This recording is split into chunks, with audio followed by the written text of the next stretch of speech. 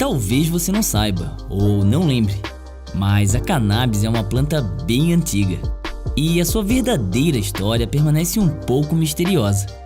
Hoje, no Laboratório 2000, vamos conhecer a origem e o futuro da maconha no Brasil.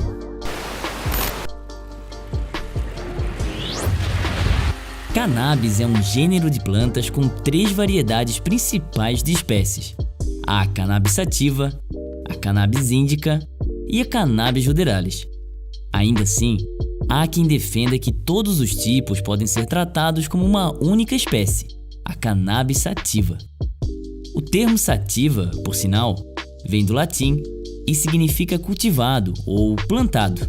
Por isso, várias plantas que você conhece muito bem possuem a palavra sativa em seu nome científico, como a alface, a rúcula e até o arroz. A planta também é conhecida como cânhamo, ou hemp em inglês. Essa é uma variedade da espécie Cannabis sativa que é cultivada especificamente para o uso industrial de seus produtos derivados, como papel, roupa, plástico, tinta e até combustível. O cânhamo é, possivelmente, uma das primeiras plantas a serem cultivadas pelos seres humanos. No Japão, há registros dela sendo utilizada como fibra de corda e fonte de alimento há quase 10.000 anos atrás. Mas e a maconha? A marihuana, Mary Jane ou Beck?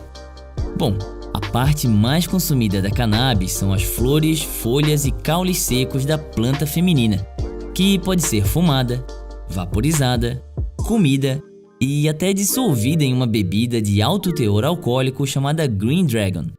A maconha tem efeitos mentais e físicos, deixando a pessoa para cima ou chapada, além de aumentar o humor e a fome.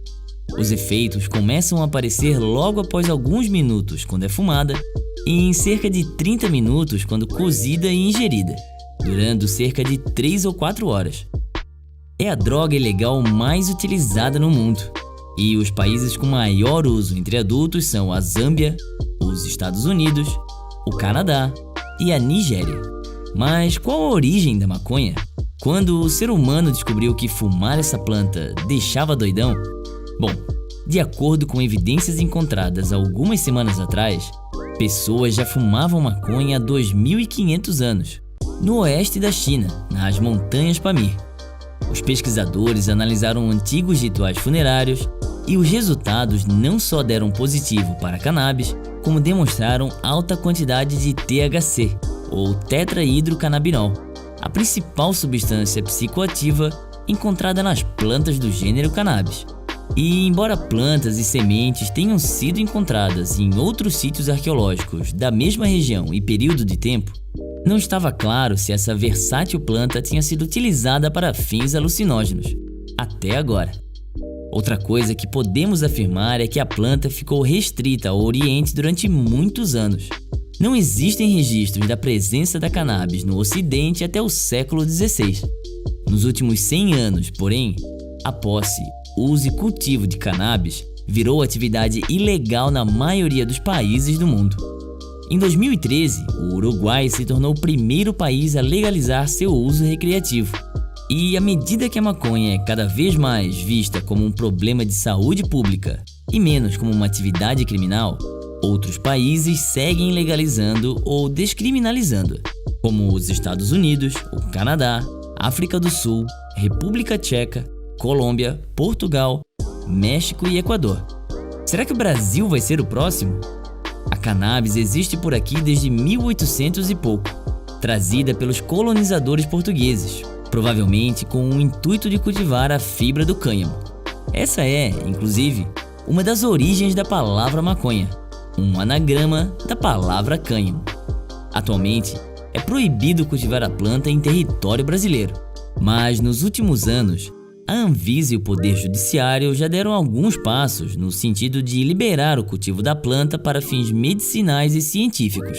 E no final de julho, a Anvisa realizou uma audiência pública em Brasília, como parte de mais uma etapa do processo de debate sobre a regulamentação do plantio da maconha medicinal e do uso da planta para a produção de medicamentos e estudos científicos. A ideia é que, ao regulamentar o cultivo da planta, caia o custo da produção de medicamentos com base na cannabis sativa e que se reduza também o número de ações judiciais para a compra de remédios não registrados no Brasil. Caso a regulamentação seja aprovada pela Anvisa, estima-se que, em até 3 anos, 3,9 milhões de pacientes sejam beneficiados pelos medicamentos. Além do avanço na saúde, isso significa também um potencial de mercado que geraria 4,7 bilhões ao ano. Mas é importante frisar, a proposta aborda o cultivo da cannabis sativa somente para 2 situações: fins medicinais e científicos e para a produção de medicamentos com base na substância. O plantio doméstico de maconha por pessoas físicas e para o consumo recreativo continuará proibido no país. Apenas empresas poderiam cultivar a planta em ambientes controlados, sob supervisão da Anvisa e de autoridades policiais, e a venda seria feita diretamente para a indústria farmacêutica ou entidades de pesquisa. A consulta pública da Anvisa continua em aberto até o dia 19 de agosto, mas além do atual presidente já ter declarado ser contra, uma recente pesquisa realizada em 29 países indica que os brasileiros estão entre os mais conservadores quando o assunto é a legalização da maconha, tanto para o uso recreativo como medicinal. A questão é que pacientes que sofrem de diversas doenças podem se beneficiar demais com essas mudanças nas regras, entre eles os que têm esclerose múltipla, autismo e dores crônicas oncológicas. Porém, é importante tomar cuidado quando o assunto é maconha e saúde, pois existem muitos mitos por aí. Alguns são inofensivos e não passam de curiosidade, como o senso comum de que a planta índica te deixa chapado enquanto a sativa deixa ligadão, mas outros podem ter sérias consequências. É comum, por exemplo, o seu uso como tratamento para a ansiedade. Porém, usar um remédio sempre que sente algo não é bem o que um médico recomendaria. Os efeitos colaterais do uso prolongado não são muito claros, mas podem incluir dependência e diminuição da capacidade mental quando utilizada regularmente durante a adolescência. Não existem, porém, evidências de que a cannabis possa contribuir com doenças cardiovasculares, pulmonares ou aumentar o risco de câncer. Mas é importante notar que a fumaça da maconha contém milhares de compostos químicos, assim como a fumaça do tabaco, e mais de 50 substâncias cancerígenas. Além disso, a fumaça da cannabis também é inalada mais profundamente que a fumaça do tabaco.